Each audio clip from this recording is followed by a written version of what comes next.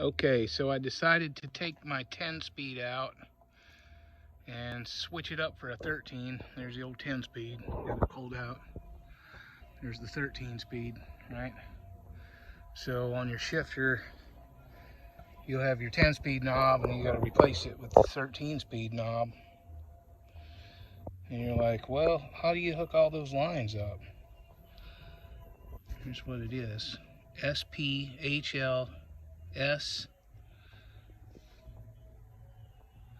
And then on the other side, you got P. You see that? And E. E is for exhaust. You don't have to do anything with the exhaust. Gotta get you some 5/32 inch line. And of course the fittings that you're gonna need. There's some fittings in the box here. There's fittings down in there somewhere. And you're gonna take that.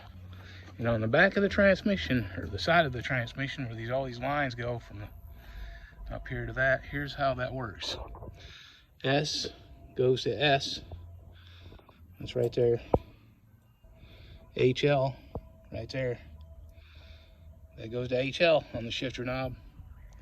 P goes to P on the shifter knob. And then back here, on the back at the bottom is the SP. That's the SP right there. That goes to the shifter knob with the 5/32 line. That's all there is to it.